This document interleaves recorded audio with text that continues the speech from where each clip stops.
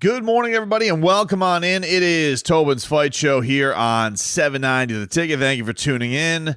As weird Saturday night. Weird Saturday night at the Hard Rock for Triller Fight Club dropping in Evander Holyfield against Vitor Belfort. And this is, if you guys don't know the backstory to it on how this all happened, it was almost an impromptu fight weekend here locally. We've been having a lot of stuff. We've had a lot of stuff here since the pandemic hit. A lot of fights have come down here. But this one was definitely unexpected for a couple of reasons. One, it was supposed to be Vitor versus Oscar De La Hoya. And second of all, it was supposed to be in California. So this event kind of gets sprung over in about a week's time. I was talking to some of the Hard Rock PR people about, just marveling about kind of the week that they had ahead of them to try and get this whole thing set up. Venue looked beautiful. That place is really, really nice for fights. I mean, it's a theater, so it's literally like everybody walks out the same side, but basically 3/4 of it can be encapsulated. And it's a really nice venue to watch fights. I've seen bare knuckle there. I've seen mixed martial arts there. I've seen boxing events there. And yeah, it's not that typical where every side of the ring is surrounded like in other fight venues, but the new Hard Rock Live is really, really nice in watching events. So let's just get to the event, the main event that is, because I will get into some of the other stuff that went about, all the theatrics and, all the atmospheric stuff that was going on. But I just want to get to the main event between Evander Holyfield and Vitor Belfort. There's a couple of things. I told you guys a couple of weeks ago that I thought Vitor looked really, really good live and in person. I mean, I got a chance to watch him work out in the gym. Very fond of his trainer, Derek. And I just thought that Vitor looked really, really good. Looked a little bit rejuvenated, but he looked fantastic and looked like he was raring to go against Oscar De La Hoya. I actually liked his chances. I thought that he was going to probably look really, really good. I had not seen Evander other than some Instagram photos and him looking really good with his shirt off. And, just if you thought like he was doing boxing posters, you'd be like, man, Evander looks really, really good. But we had never seen any video, And this is the interesting thing, because this debate came up this week, and I want to address it before we get into the fight. Because Evander's 58, and a lot of this stuff, a lot of people were asking me about Evander Holyfield, people at work, because people were intrigued by it. More people were asking me about this than they were about the Oscar De La Hoya thing. A lot of people at work will ask me about fights and things that are coming back, and people were stopping and saying, man, Evander's coming back? Like, why is this happening in boxing? And I think one of the big reasons to blame is you have Mike Tyson. And I don't mean that as a slight at Mike, but Mike came back looking absolutely amazing. And it's a little bit strange because we're so fascinated by Mike Tyson, and we are so in on whatever he does. And he has really just been on so many arcs in his career between, I'm more talking about since the boxing has ended and the whole spinal injury and all that type of stuff, but the being in The Hangover and the one-man show and the weed farm and the podcast. And then, we started to see him get back into shape because, Mike Tyson was really out of shape when he was doing a lot of this entertainment stuff. And then he just comes back and he looks really, really good on these Instagram videos. I mean, looks like an absolute savage. And, people are intrigued by it. It captivated the audience. I want to say, hey, man, Mike Tyson looks pretty good. Looks like he's still got something in the tank. With Evander, we hadn't really seen that. I know that Evander had been working out and, he works out at the heavyweight factory down here. And physically, Evander had looked really, really shredded, looked really, really good. But we hadn't seen any viral video that had come out of Evander Holyfield like we had with Mike Tyson. You remember with Rafael Cordero, the video where, just Mike Tyson just looked like an absolute beast. And people were into seeing him. And then the fight came back against Roy Jones Jr., another legend. And Mike looked like he had taken it seriously, and Roy really didn't. And it ended up being a draw.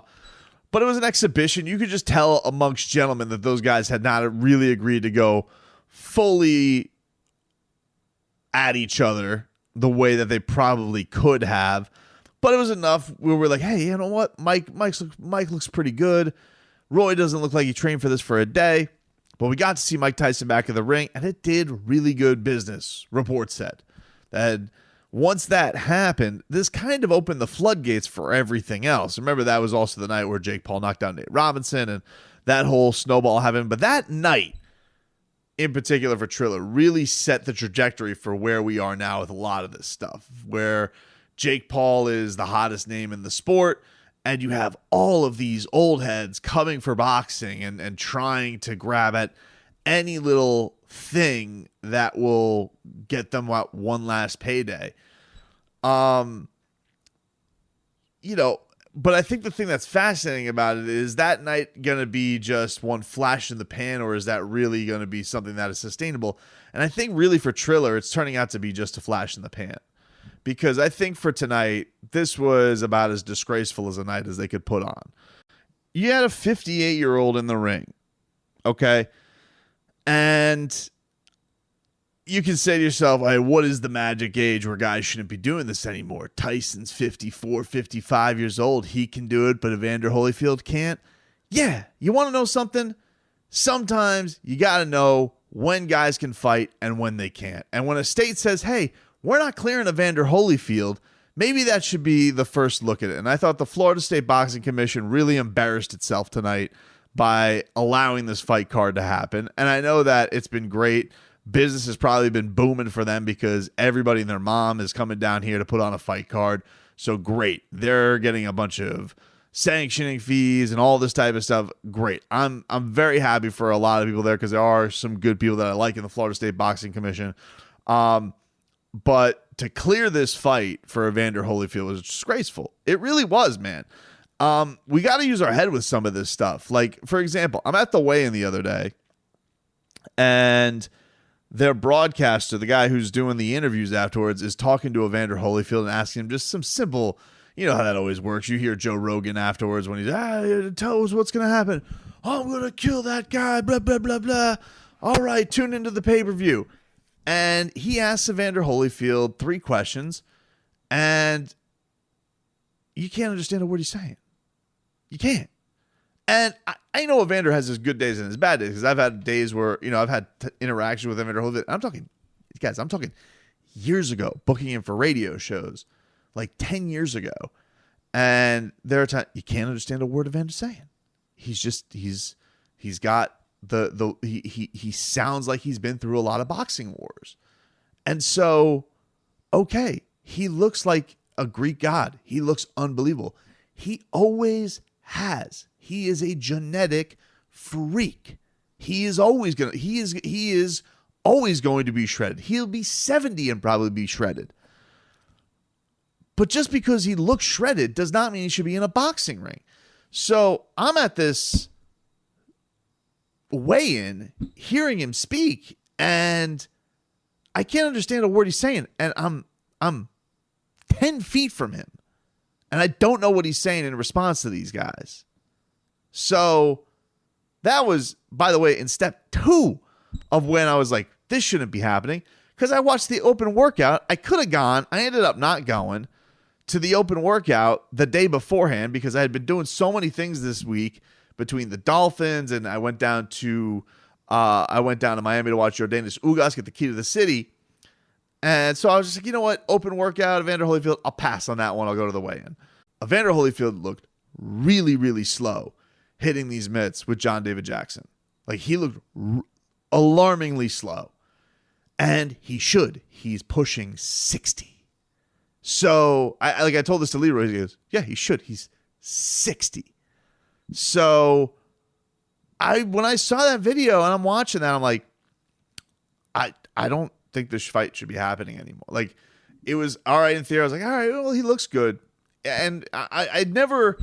Look, I'm usually in the camp of I don't like telling these fighters when they can't, what terms they can't go on. I honestly think the fighter should. They always say save the fighter from themselves. I think that the fighter should have more say in that than anybody else. So like Anderson Silva tonight, if Anderson Silva can get a fat check boxing and can beat the holy hell out of Tito Ortiz, good for him. If, Vitor Belfort can get a paycheck at 44 years old against Oscar, good for him. But there's got to be some certain cases where we're like, hey, this is an awful idea. Let's have Evander Holyfield as an ambassador. And I'm sure Evander Holyfield got nice money for this for Triller. And whatever they paid him, they probably should pay him double for just, hey, we really shouldn't have put you in that position tonight. Because they embarrassed him, they disgraced the sport, and something really, really bad could have happened. And shame on the Florida Boxing Commission for allowing this fight to happen. And by the way, you're lucky to have a referee like Sam Burgos, who was the only one who had a brain cell that seemed to be functioning in that building tonight, because at least he saw what was coming, which was Evander Holyfield falling flat on his face nearly out of the ring by throwing a punch, getting hit with some shots, going down very quickly, and thankfully realizing, hey, Vitor is not playing games here. This is not an exhibition. Vitor is not here to play cutesy with the legend. He's here to make him look bad, and he wants to make a lot of money in boxing. And that's fine. I'm not blaming Vitor for that. But this isn't like, it wasn't like it was with Roy Jones and Mike Tyson, where there was this clearly a gentleman's agreement. Hey, let's just make this look good. Yeah, people just want to see us. No. Vitor's not there to play games, dude. He's not there to play games. He's there to make a statement. He clearly has big goals. He's calling out Jake Paul afterwards for a $25 million winner take all fight. This guy clearly wanted to make some kind of a statement. He wanted the viral moment of knocking out Evander Holyfield. I'm not blaming Vitor. I'm not. I get it. You got to go out there and you got to, make your money, and fine. But Evander being in there was just so wrong on so many levels, man. He doesn't have the facilities to do that anymore. He's taken too many punches already in his career. He sounds like a guy who's been through a ton of wars. He looks slow. The only argument is, hey, the guy looks good on a boxing poster anymore. And for Triller to do this fight was deplorable tonight. And, I was ringside. I'm just like, how bad is this? How bad is it? I really was thinking to myself, how bad is this going to be? It probably is not going to be that bad. Maybe Vitor doesn't look that good at boxing. Maybe he stinks. But I did know what I saw the other day when I saw him. And I'm like, Vitor looks pretty good. Vitor looks like he can crack. I think at the time, I'm thinking to myself, Oscar De La Hoya might have a little bit of a handful on his, have his hands full with him. But yeah, it just bums me out. It bums me out because it happened in our state. It bums me out because I'm bummed out. First of all, I'm bummed out that Evander Holyfield's in this situation, that a guy who is in some of the most famous pay-per-views of all time and had a great fortune is in the position where he has to take a fight like this because of what it means financially to him. And it was just a bad night all around. And for Triller, look, man, there's some people I really like, who work with and around Triller. I think this train's a stopping for them, man. I really do. I don't think that they got a place in this sport. I really don't, unless they can somehow rope Tyson back in for something. And I think this was kind of their play. They were hoping Evander Holyfield was going to look good, and then they could get to the path of doing the third Tyson fight, and they would do $1 gazillion and all this type of stuff. They're calling out Jake Paul for 35. What are you guys doing? You're calling out Jake Paul. He's got to deal with Showtime. I never get this. What is this? Oh, $35 million winner take all. Hey, he's with Showtime now. It's over. It's just like boxing with everybody. It's over. He's not coming over to fight you. If anything, Vitor's probably going to go over to Showtime to fight him. If I had to guess. But we're calling out the Paul brothers. All right. Is that how every night ends now? Every night just ends with somebody calling out, this guy called out Jake Paul. Like, what was this? The most ridiculous call out night? We had Vitor calling out Jake Paul, and we had David Haye calling out Tyson Fury. Are you effing kidding me, David Haye? Look, dude, if you want to come down to South Florida and fight Shannon Briggs. I've been waiting for that fight forever. You guys hate each other. You're in the same age range. He'll actually try and fight other than dude who fought you tonight. It's perfect for Triller. He can play the bad guy, do it in London, do it here, whatever. The only good part of tonight was Anderson Silva, Tito Ortiz. Because that's perfect. Same age, 2 MMA guys, 2 legends. They're in a boxing match. They're great. Their MMA days are behind them. No chance for no chance for them sleeping all over each other like a snooze fest Bellator match. They're going to throw hands. Let's see what he's got. And Anderson Silva, what does he do? Gives you a viral knockout. That's what I came here to see. I was having a great time when that happened. Fantastic. So, props to them for making that fight. And I'll tell you another thing. Forget this Paul brother nonsense. Paul brothers, have Vitor and have Anderson fight each other. You don't think that you'd get I think you'd get a big MMA hardcore fan base if that was part of a card. It's one of the most famous knockouts in UFC history. Now that they have you have a storyline behind it. Now Anderson can't use the vaunted kick. They got to settle up the score in the ring. Story writes itself. Paul brothers. Oh, they were saying today afterwards in the press conference, have Logan fight me and have Jake fight Vitor. Why?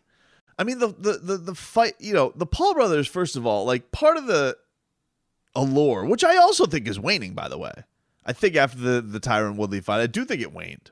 And I give Jake credit for winning the fight. But, all right, it's the first fight. You saw him. It's like, this fight's not that great. See him exposed a little bit. Seems like it's going in the direction of Tommy Fury anyway.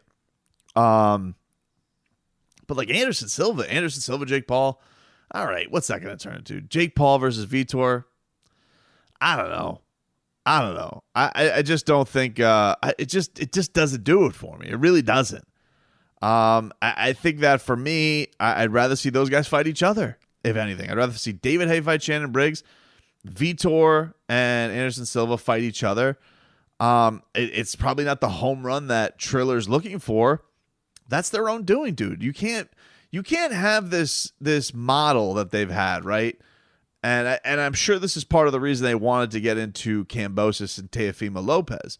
You can't be in this space of wanting to be in boxing, but you're also the freak show that's doing 8 rounds, 2 minutes, and think that that's going to be sustainable. But also, you can't, you can't be in this spot and think like, hey, this is also going to last very long either. And I think that's kind of where they're at right now. I think they're scrambling. The Kambosos and Teofimo Lopez experiment is in a really bad spot. It was made official. It's going to be on a Monday in October. I'll watch it because I have a vested interest in that fight. I like watching Teofimo Lopez fight. And here's the other thing that's weird. How about this? How about Teofimo Lopez is on the ESPN broadcast last night or 2 nights ago on ESPN. He's not at the Triller fight. He's not doing a drop-in. At least I don't know. I mean, they didn't show the whole broadcast in the building, but I think they announced the fight officially. But that's kind of weird, and just, yeah, I just thought Triller has, I really think that the clock is starting to run on them as a promotion. I really, really do. And I know that there's, these versus things are a big thing that they're doing, and that boxing is not their sole lane. But I think that they turned off a lot of people tonight. Like, I think people in boxing, listen, I'm ready for a renegade. I'm ready for somebody to come in, with their own little boxing pirate ship and do things a little bit crazy. I'm into that. I'm into them messing up people's contracts and overspending and making all that type of stuff happen. But they got a lot of knocks against them, man, between the disputes they've had with Tyson, between some fighters complaining about not getting paid the right way, and letting nearly 6-year-olds box against juiced up mixed martial artists. It's just like, you got a lot of strikes going against you, and it just doesn't feel very sustainable. Now, look, it's not like the others, and I've talked about this with the Jake Paul thing the other day. It's like, boxing deserves blame in this too, in that it's allowed everything to get to this point where you're allowing these freak shows to be the most talked about thing in your sport. But, tonight, Triller's got to wear a little bit of shame on this, man. This was an absolute disgrace letting Evander Holyfield fight like that. It really was. And it was not a great feeling being ringside for that. On top of a lot of other things that were weird tonight. But yeah, it was one of the weirdest sporting events that I've ever been to. And I use sporting event very loosely. Sports were happening, but there was also a lot of wackiness happening. And,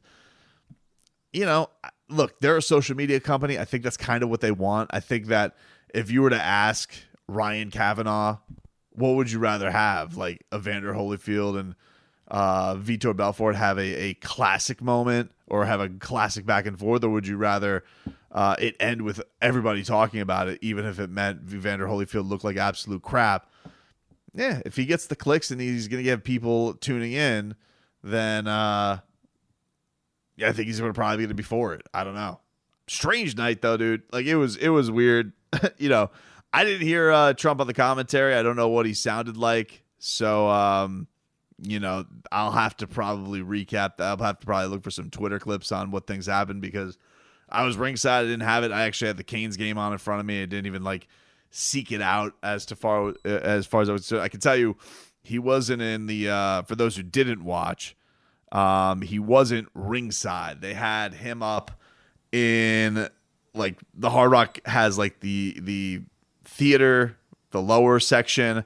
Then they do suites, and then there's an upper section, upper tier, but those were roped off. So he was basically in the suite, and he was there with Jorge Masvidal. I think Todd Grisham was there at one point. Junior Dos Santos ended up there. Junior Dos Santos was sitting 2 rows in front of me, and then ended up there. And yeah, he was. I mean, look, he got there probably right before the main card started. I will say, look, I'll give you Triller props on this. I love the 7 o'clock start, and I love not stacking a card with a gazillion fights. They did 2 little prelim fights, and then did their event and had the performers. I feel like when I've watched their pay-per-views in the past, they'd have the musical acts go on forever and ever and ever, and you just never get to the fighting. That wasn't the case with this one. It was boom, two songs to start off, get to a fight. Then 2 songs, get to a fight. Then get to a fight. Then they had one more performance, and then they got to the main event. So I actually thought the timing of the event was really, really good tonight. So I'll give him that. But yeah, he walks in, and to the surprise, I think it was a big reason why there were a lot of people there. There was a huge Brazilian contingent there for sure. So I think Vitor brought in a lot of fans. I think Anderson brought in a lot of fans. Anderson was definitely the guy I think most people were excited to see in the building. But I think probably number 2. Or maybe number 1 was Donald Trump. He got a hero's welcome. People were very, very excited to see the 45th president of the United States. They really, really were. People were chanting "Bleep Joe Biden" on the reg.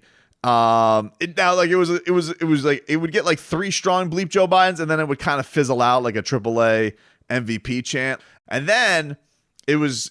I think this one I actually did hear from Donald Trump, where he got on the microphone after Vitor had won his fight against Evander Holyfield and then gave a speech to Vitor. And Vitor was very moved. He actually did say the line. I thought it was funny. He's like, it's like a rally. It's like a rally. He was very excited. Anytime anybody give a shout, you saw him give the fist pump. But yeah, I didn't hear any of his commentary tonight. I don't know how he was, but he gave a speech that really moved Vitor. And strange. It was funny though. I got there tonight and I completely forgot about the Trump thing. I completely forgot that he was going to be in the building.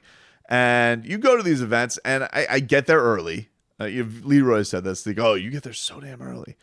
And I get there. I get there. I don't know what the situation is going to be. Now, normally the situation is I sit on my ass, I do nothing, and then I wander the Hard Rock and I go and get some food because I don't think there was any media catering today. Not that I'm complaining. I'm just saying there wasn't.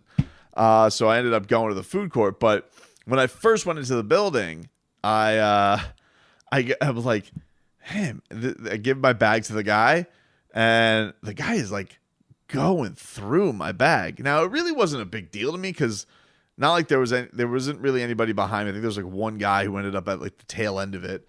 And it wasn't like I was waiting a long time. It's not like I got into line and I was like, oh, man, and I had plenty of time for things to start. So I was fine with the thorough job this gentleman was doing, but I was like, man, this guy's doing a really, really thorough job. And like, he's like taking the flashlight and he's like scoping in. He goes, what's that on the side? And I have like the way my bag is, I have my backpack that has all my camera stuff. Back slide has my computer. And then there's a side little pocket for the tripod. And he goes, what's that? I said, it's a tripod. So I opened it up. He's like looking into the scoping in, looking at in there. I'm like, man, thorough job. And then I really like it just dawns on me as soon as I walk. I was like, oh, a former president's going to be here. There's that's the reason the security is so tight. I was like, I didn't know. I was just thinking to myself when I originally got to the guy, I was like, man, that guy really takes some pride in his job. Because normally, I'm going to tell you, listen, you normally go to these places. They're like, what's that? I'm like, yeah, it's camera. And I got some stuff that I think if you don't know what it is, you're probably like, hey, that could be a bomb. That could be a bomb, like a digital recorder, or grenade. I don't know what the difference is.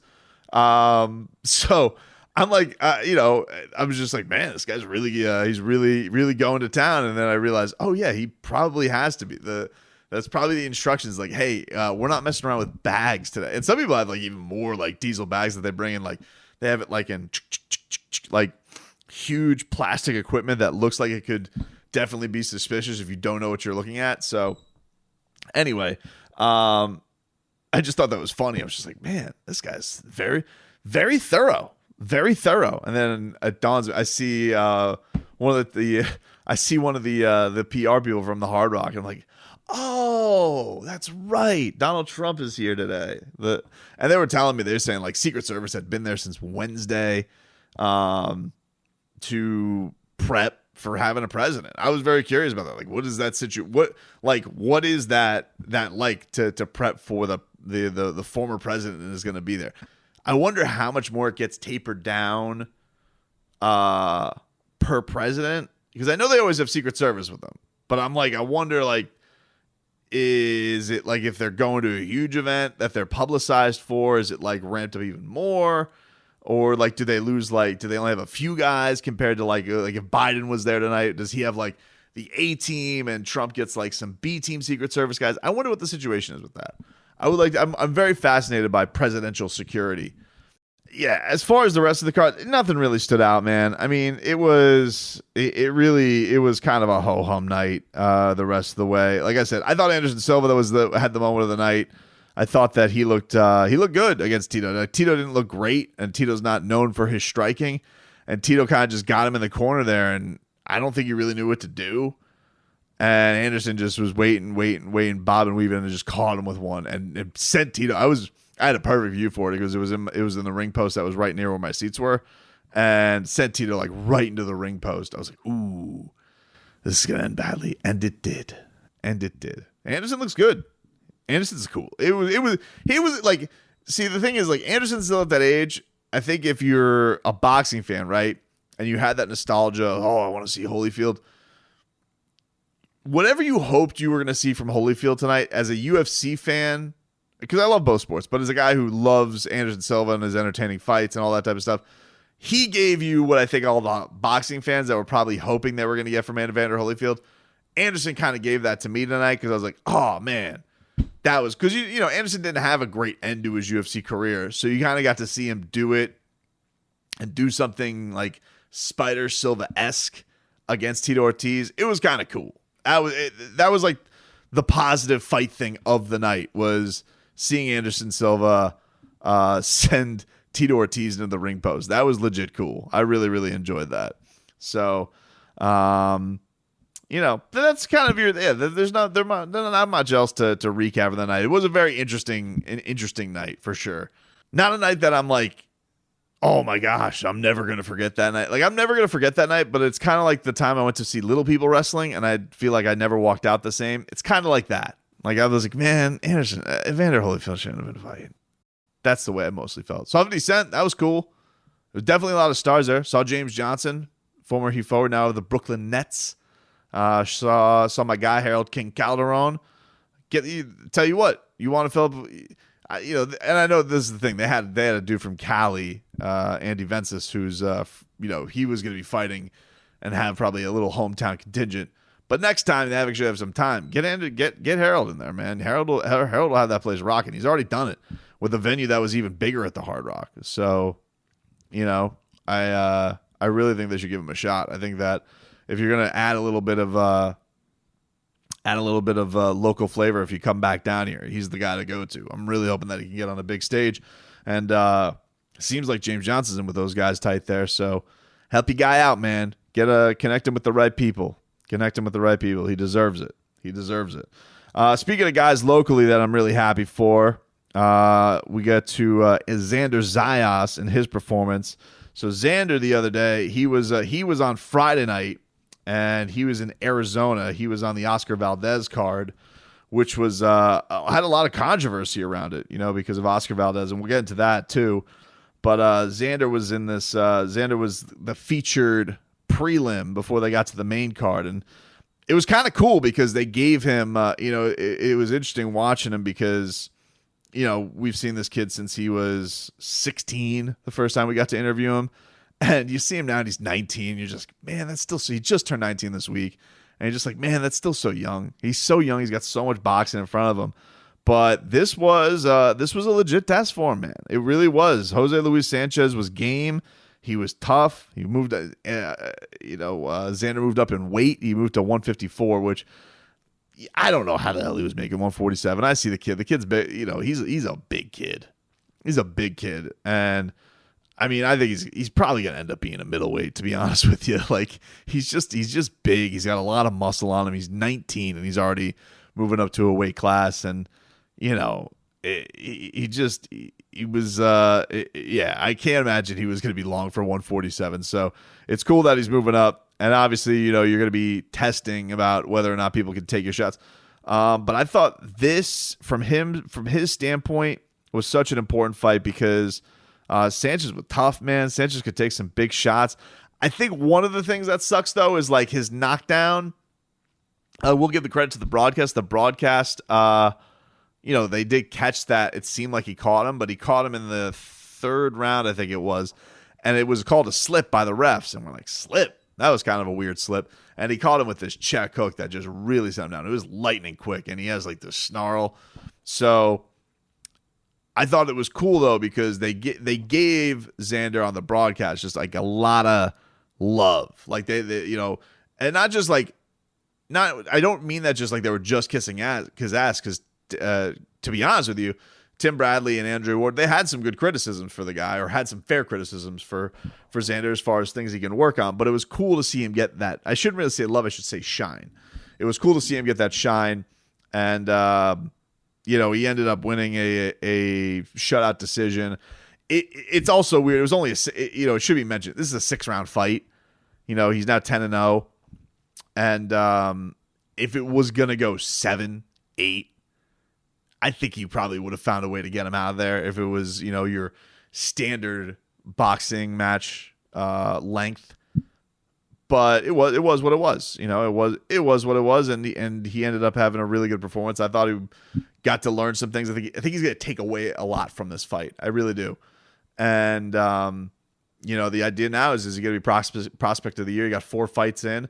I don't know how many guys got 4 fights in this year, especially on the high level that he did, and the kind of stage that he was on for his last one. So really, really good performance from Xander. So South Florida, keep an eye on him. And if you haven't seen him fight yet, it's about high time that you do.